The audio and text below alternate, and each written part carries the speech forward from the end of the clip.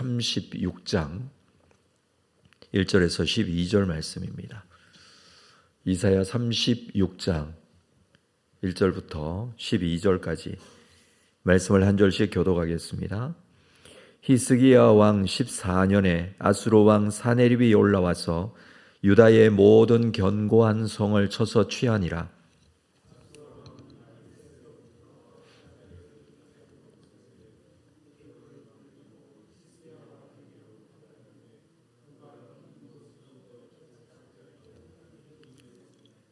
hil기야의 아들 왕궁 맡은 자 엘리야김과 서기관 셈나와 아삽의 아들 사관 요아가 그에게 나아가니라.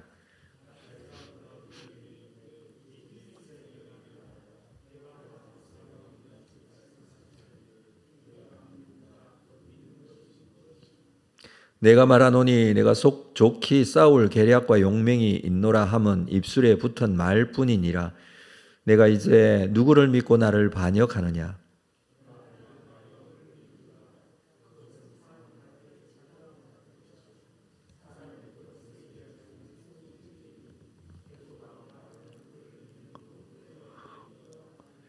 혹시 내가 내게 이르기를 우리는 우리 하나님 여호와를 신뢰하노라 하리라마는 그는 그의 산당과 제단을 히스기야가 제하여 버리고 유다와 예루살렘에 명령하기를 너희는 이 제단 앞에서만 예배하라 하던 그 신이 아니냐 하셨느니라.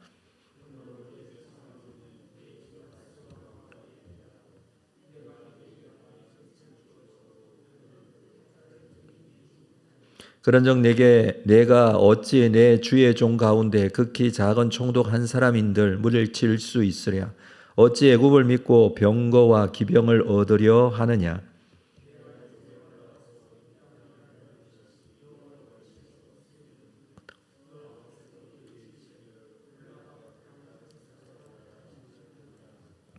이에 엘리야김과 셈나와 요아가 랍사게에게 이르되 우리가 아람 방언을 아오니 청하건대 그 방언으로 당신의 종들에게 말하고 성 위에 있는 백성이 듣는 데에서 우리에게 유다 방언으로 말하지 마소서 하니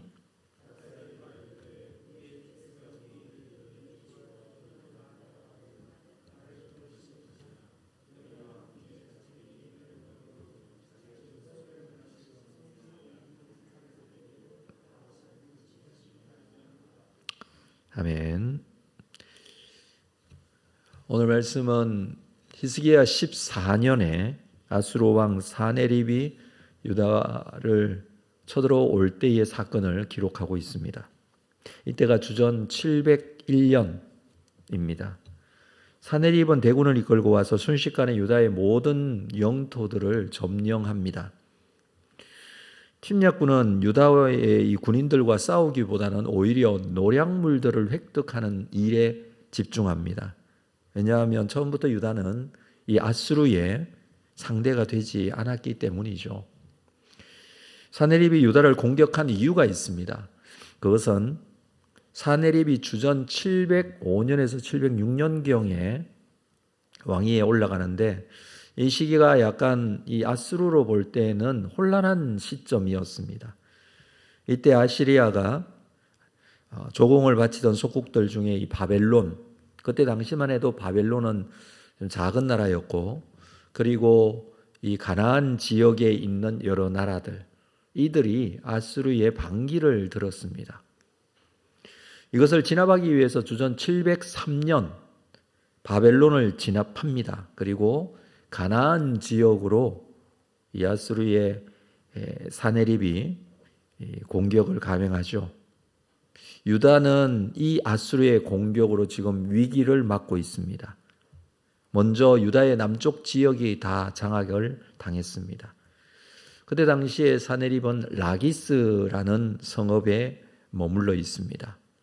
이 예루살렘 성을 점령하기 위해서 본인은 오지도 않고 군대 장관이었던 랍사게라는 사람을 군사들과 함께 예루살렘으로 보냅니다.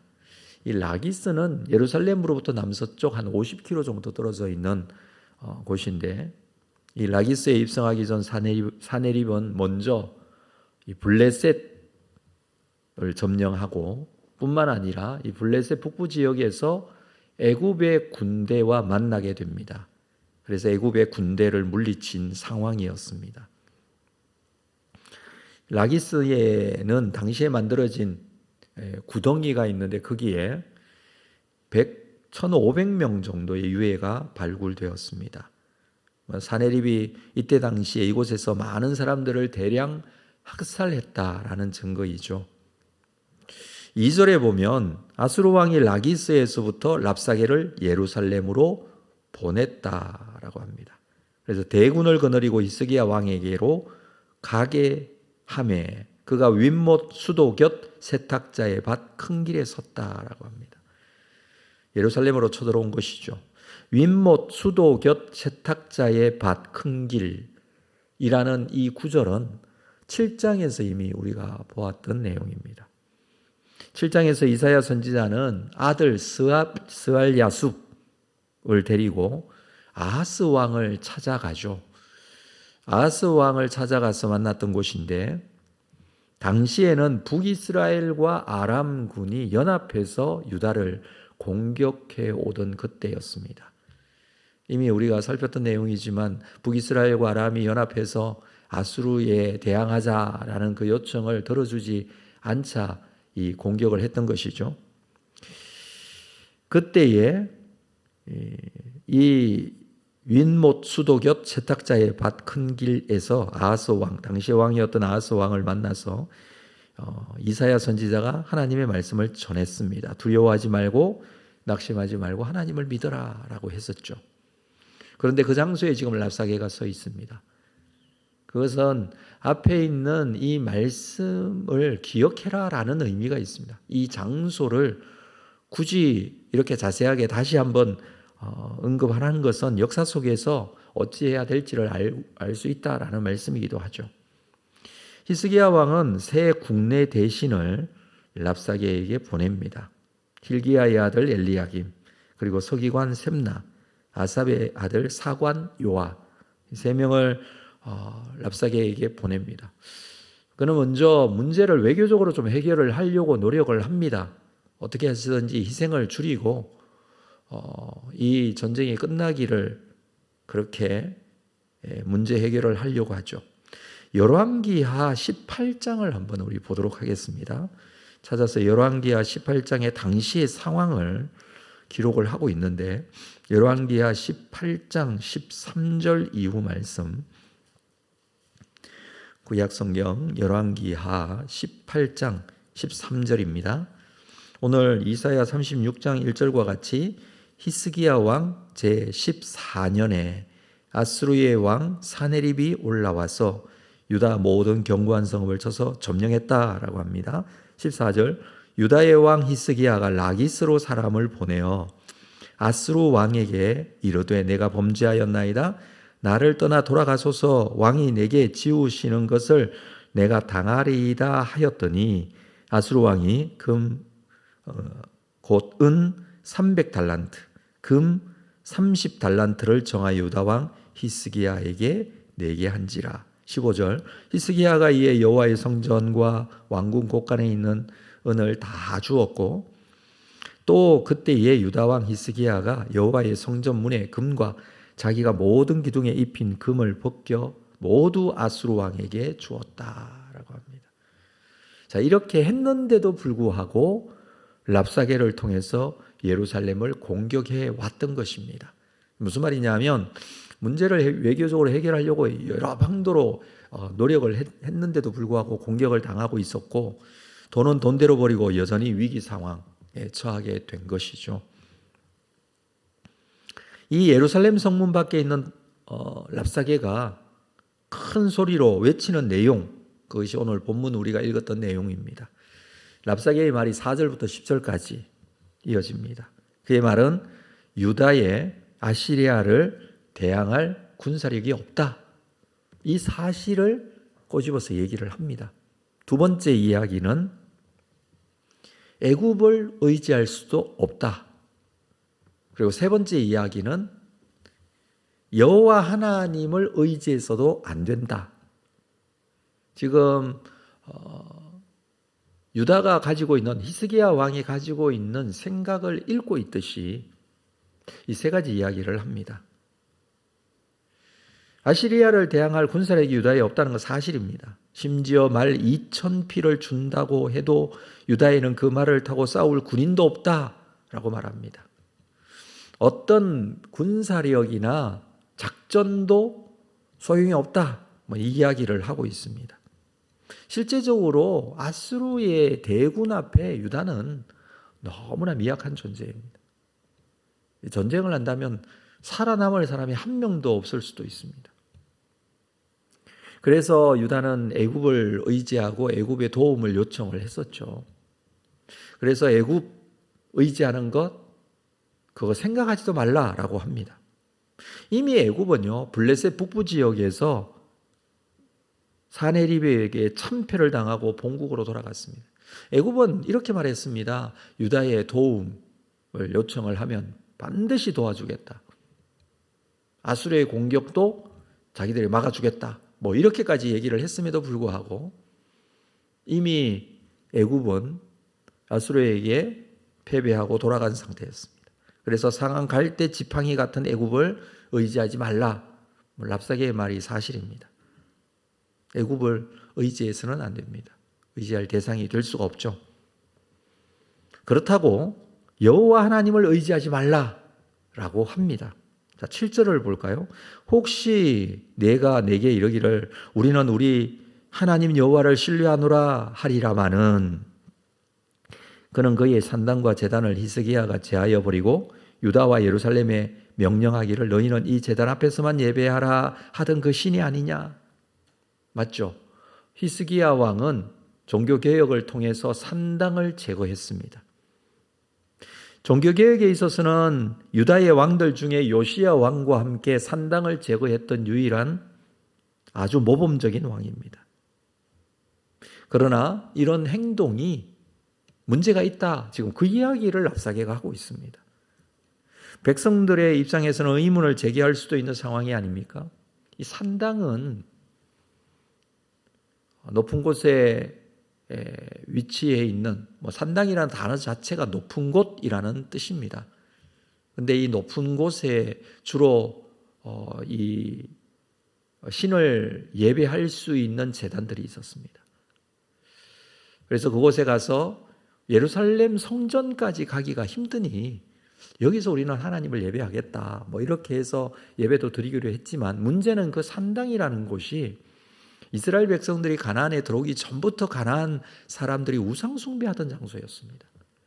그래서 산당을 없애라고 했습니다. 하나님께서는 가나안에 들어가면 산당이나 모든 그 제단들을 진멸하라 그래요. 진멸이라는 것은 완전히 없애는 거거든요. 그런데 완전히 정복하지 못하고 산당들이 여전히 남아 있었고 이스라엘 백성들은 이곳에서 하나님만 예배한 게 아니라 우상 숭배도 했었습니다.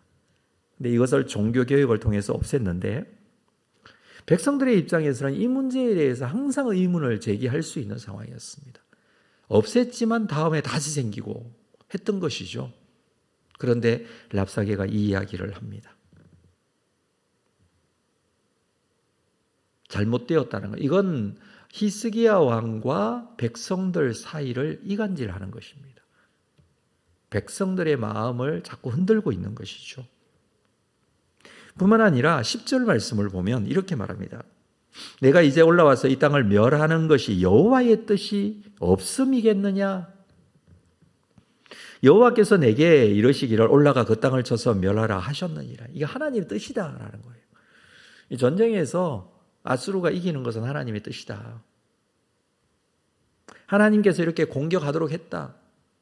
성경을 읽어보면 사실 이 이야기도 맞아요. 하나님께서 아수르를 통해서 유다를, 바벨론을 통해서 유다를 징계하시거나 공격 들어가시거나 심판하신다라는 말씀들이 있죠. 실제로 이사야 선지자가 예언했던 하나님께서는 이방 민족을 통해서 특별히 북방에 있는 아시리아를 통해서 유다를 징계하실 것이다 라는 이 말씀에 대한 내용들이 계속해서 왔습니다. 그래서 랍사게가 하는 말은 무엇입니까? 하나님을 의지하지 말라는 거예요. 너희들이 믿는 하나님 의지할 게 아니다 라고 합니다.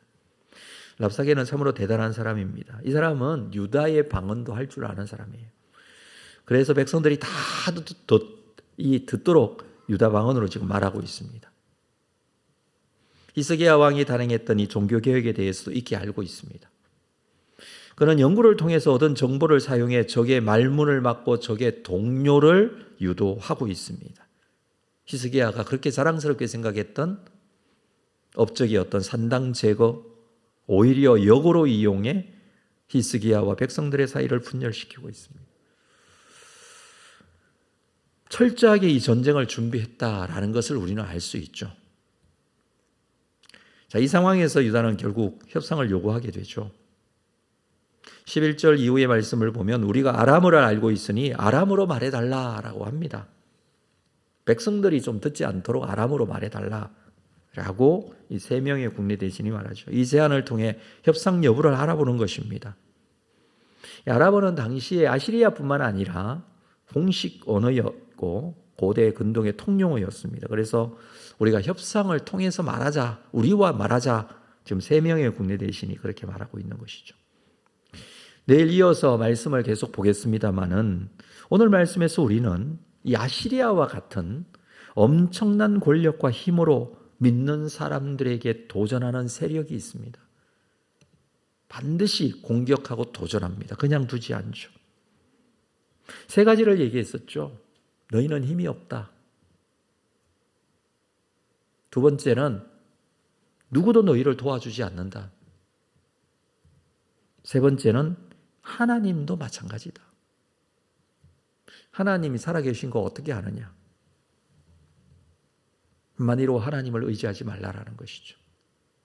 그러나 여러분, 아수르 앞에서 하나님은 아무것도 아닌 것처럼 있을 수도 있습니다. 아수르라는 대군 앞에서 이스라엘이 이 유다가 할 수 있는 것은 아무것도 없는 것처럼 보입니다. 그러나 우리가 끝까지 믿어야 할 분은 하나님밖에 없습니다. 이 랍사게가 하고 있었던 모든 말들은 인간적인 지혜로 만들어낸 이야기였죠. 그 말이 맞다고는 하지만 그러나 모두 그렇지 않습니다. 군사력으로 유다는 아수르에게 상대가 되지 않지만 살아계신 하나님께서 그들과 함께하고 있음에 대해서는 어떤 이론의 여지가 없습니다. 하나님께서 함께하시며 하나님의 군대가 그들과 함께하시며 물론 그 결과들을 우리가 보겠습니다마는 그렇습니다. 하나님이 함께하신다는 이 확신과 믿음이 필요한 것이지 객관적인 군사력이 필요한 것이 아닙니다. 애굽을 의지하지 말라. 이것은 하나님께서 이사야 선지자를 통해서 계속해서 말했던 것이죠. 애굽이 아니다. 주변에 눈을 돌리지 말라라고 합니다. 끝까지 하나님을 믿음으로 바라보라고 했었던 내용입니다. 실제적으로 저희가 이스라엘에 갔을 때 라기스를 방문했는데 그곳에는 히스기야 왕이 종교개혁을 단행했던 흔적들이 남아있는 것을 보았습니다. 그 내용이 잘못된 것이 아니죠. 끝까지 하나님을 믿고 신뢰하고 우상을 제거하는 것, 그것이 우리의 신앙생활에 가장 필요한 부분들 아니겠습니까? 이런 상황에서도, 전쟁과 같은 그런 상황에서도 하나님께서 이스라엘과 함께 하신다는 확신과 믿음이 필요하다는 것을 오늘 말씀을 통해서 우리가 다시 한번 깨닫습니다. 우리가 믿어야 할 분, 오직 살아계신 하나님뿐인 줄로 믿고 하나님을 믿는 믿음으로 오늘도 우리에게 주어진 전쟁터와 같은 세상 속에서 믿음으로 승리하는 여러분들 되시기를 주님의 이름으로 축복합니다. 기도하겠습니다. 하나님 아버지, 이 아침에 다시 한번 주님께서 우리에게 주신 말씀 가운데 끝까지 하나님을 믿고 신뢰하고 하나님을 의지하라는 말씀을 붙듭니다. 오셔서 우리 가운데 함께 하실 줄로 믿습니다. 삶의 현장 가운데서도 우리의 삶을 인도해 주실 줄로 믿습니다. 믿음으로 하나님을 보게 하여 주옵소서. 신뢰하게 하여 주옵소서. 끝까지 믿게 하여 주옵소서. 그리하여서 하나님께서 인도해 가시는, 하나님께서 붙들고 우리를 세우시고 온전케 하시는 놀라운 영적인 경험을 가지고 우리의 삶이 하나님께 영광이 되기를 원합니다. 주께서 인도하여 주옵소서. 예수님의 이름으로 기도합니다. 아멘.